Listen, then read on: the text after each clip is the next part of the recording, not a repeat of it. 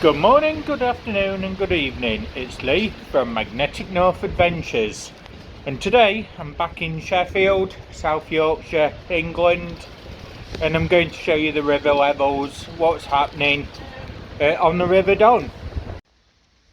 So this is salmon pastures. Got another heron stalking down there.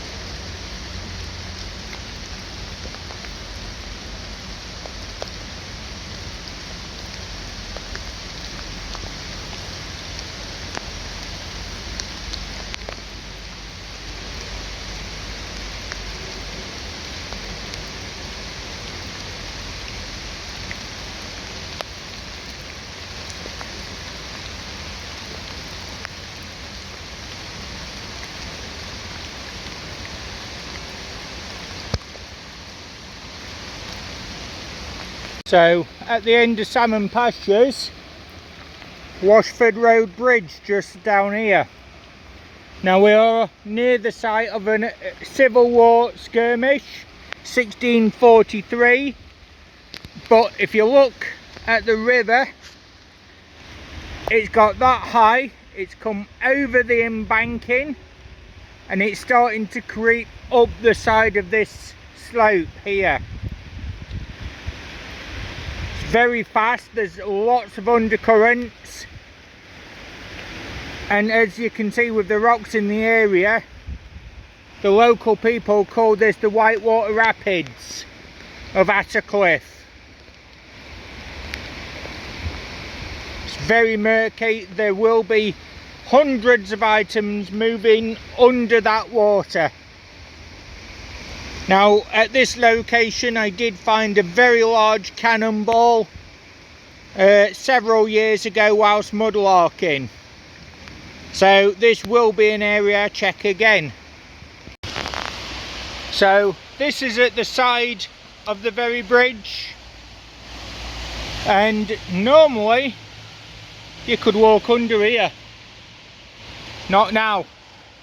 And as you can see, there's been a lot of silt dumped onto the side. There's flood debris, so it has been much higher and has receded a little bit. But as you can see, all down here, debris all piled up. It's all the way across here. And if you look at the water on the edge, you can see all this black sand where the ripples of the water's been dumping sediment, and you can see it's actually levelled out this area.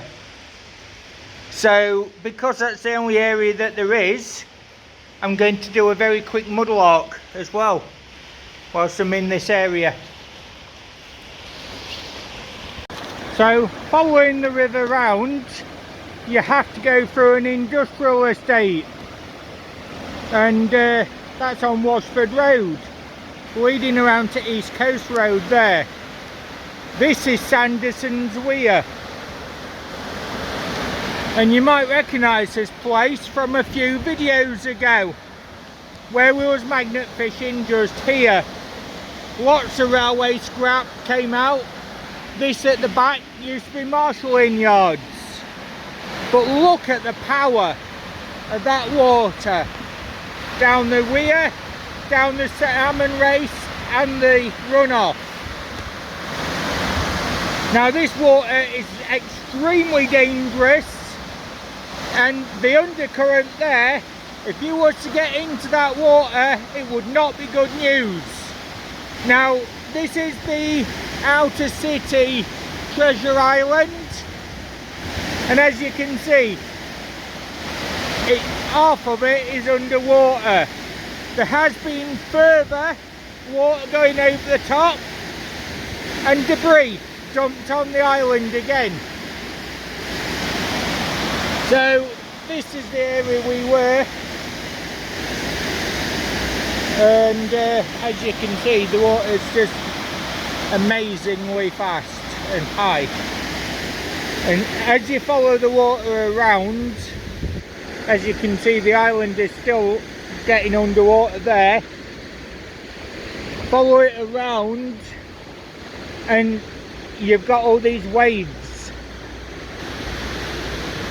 Now looking at the depth of that and how high the waves are, you're looking at 2 to 2.5 feet, maybe 3 feet wide, 3 feet high waves, and that generates a lot further down. Again, more flood debris there, so the water has been up more, and it comes all the way down.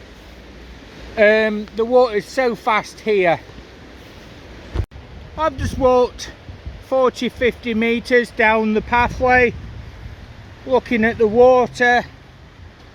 It's still very fast at this point, and there is no mudlark zone. It's completely all underwater. We've got damage to the trees, so yes, the water has been a lot higher, causing much devastation.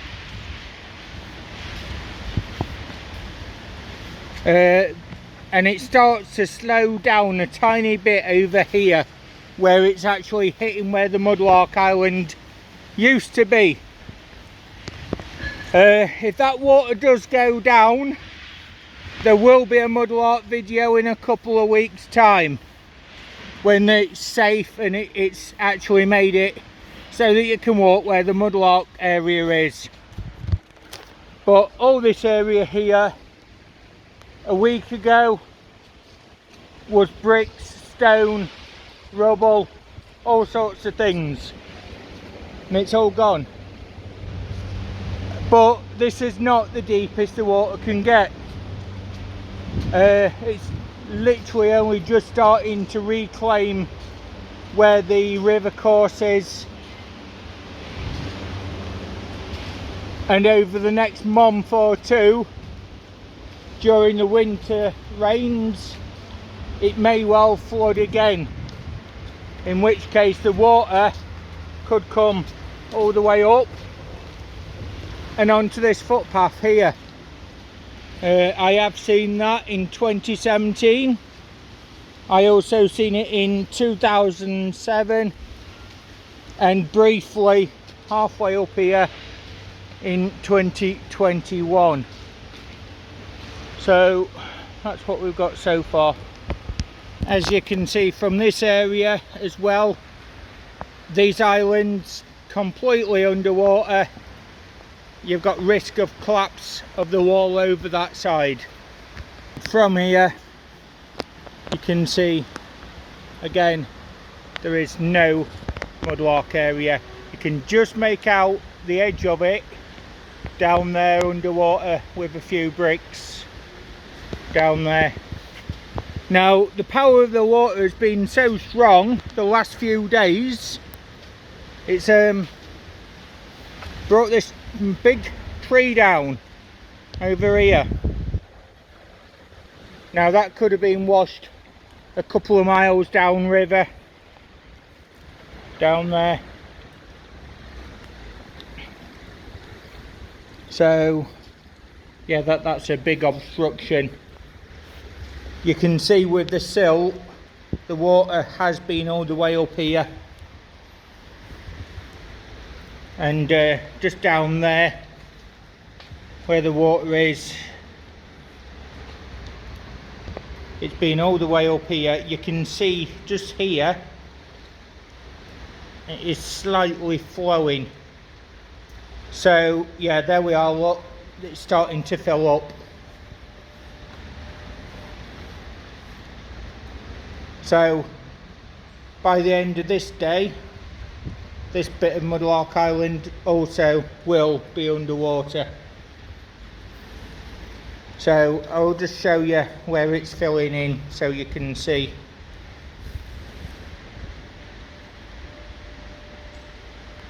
So we've got the water coming in over there. It's starting to come in on that corner as well. So this island is definitely sinking. And there's the water coming in and pushing it along that little bit of foreshore.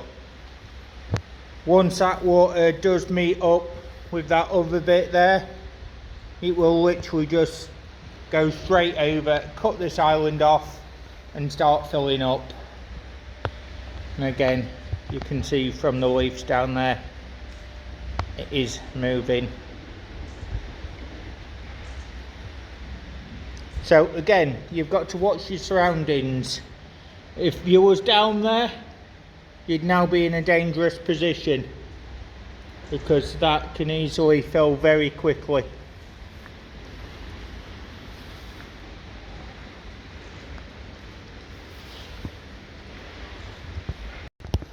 So, as you can see, a few moments have gone by and the water's actually reclaimed this little parcel of land, and there we go again, it's starting again to claim a tiny bit more.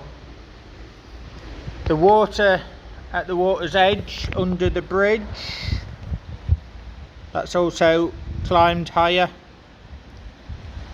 So yeah, it's definitely going to reclaim this area, but this is why there's new things to find, new litter to recover from the environment, new mudlark finds every time it floods. This is an area that's been done quite a lot, but there'll always be new bits, you can guarantee that. So this is the structure of the bridge support. You can see it's become damaged on the very point of it, and just there next to that brown water there is actually a large crack structurally in that area. That's going to need a repair. You can see from the bricks that they're a different colour. That's at impacts of trees and debris hitting that area, and it's flaked the front of the bricks away. So yes, that's going to need a repair done to it. This is the river.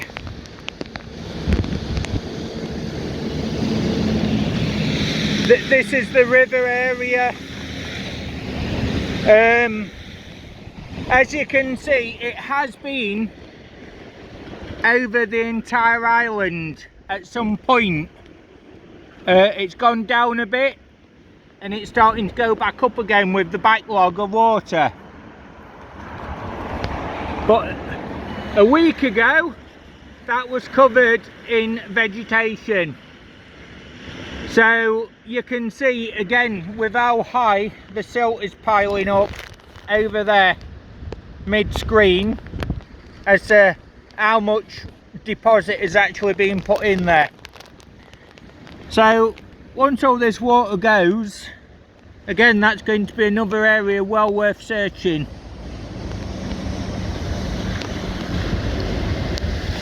But this water here, extremely fast, very deep, and a lot of undercurrent. And down on this side you can see that there is a lot more water starting to funnel through. So I do believe that this island will sink as well. So a couple of weeks time, that's when I'll have a look for a mudlark. I can see there's trash down there that needs recovering as well, CDs, things like that. And all this area here. So this is just around the corner, going up and down through the bottom end of Atta Cliff, and it's very high up here, so I'm safe where I am. You can see from there we've got 20-25 meters, and this is the newer course of the river, because the old course went along through them factories through that way and back out up here. Now this was actually built, culverted, to hold more water and to protect the factories that was there and around here. And those particular factories were the Heckler Works, and they made ammunition for the Royal Navy in the 1870s all the way through, and certainly until the end of World War One. But yes, you can see all that area is actually back underwater. We've got a few days of respite where there will be no rain. That gives the water levels time to subside a tiny bit, but then we've got another week of rain expected in October. Long range forecast for October is not the best, so this water level will constantly keep getting topped up. A little history board here.